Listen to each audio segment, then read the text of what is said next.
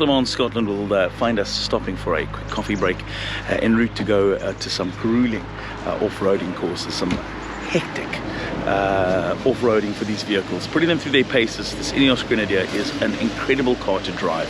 Just on the road, the driving experience is it's hard to explain. It feels like it's air suspension, but you know in your mind it's not air suspension. It's such an incredible vehicle on road. Off-road, well, what can you say about this car? There's nothing not to like about it.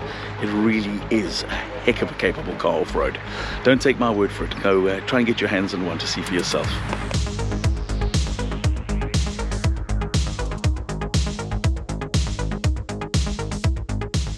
It's been 2 amazing days with the Ineos Grenadier, putting it through its paces in Scotland in winter time. I mean, really, you talk about muddy conditions, you talk about snow, you talk about going through lochs, checking the vehicle's wading capabilities.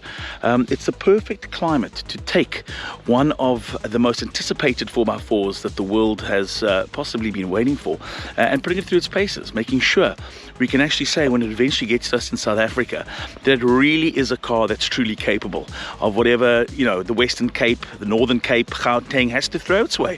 Whether maybe it's not in South Africa, you want to pack the vehicle up and go and do some exploring in Africa. Well, that's what the vehicle's about, and I can tell you something, boy oh boy, this car is so capable on road. It is just an incredible machine. So this is the kind of terrain we've been putting the Ineos Grenadier through, just rugged off-road, absolutely. I mean, just we're on top of a Scottish mountain down there. Well, you can't really see, but there's a sheer drop for a couple of 100 feet down into another little loch, but no problem at all.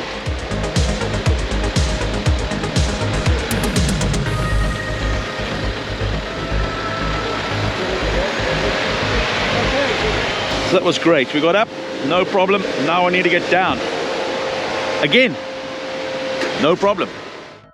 Right, so I've had a fair chance to drive this vehicle up the terrain. It's Brendan's turn to drive the vehicle down this terrain. Tom is in the back with us as well. Decent conversation around the capabilities of the Ineos Grenadier. Brendan, I know you're concentrating on the road there, mate, but driving impressions of this vehicle? Coil springs, surprisingly good on and off-road. On that lane earlier, we were saying there's virtually no body roll.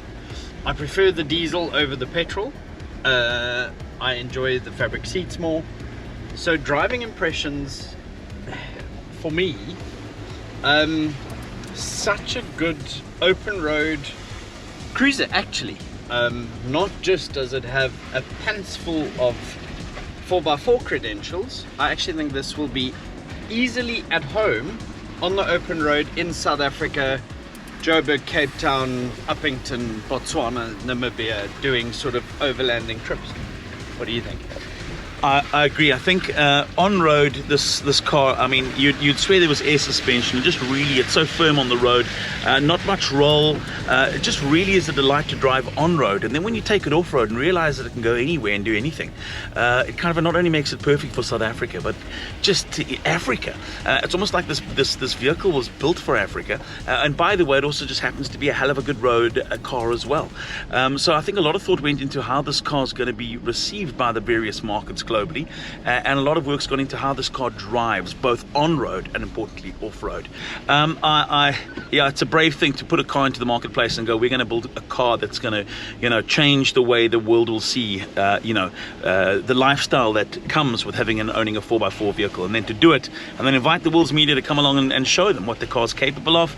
Wow. Absolutely mind-blowing. Well done, Sir Jim and the team at Ineos Grenadier putting this car together. I can't wait, like I said, to see it in South Africa.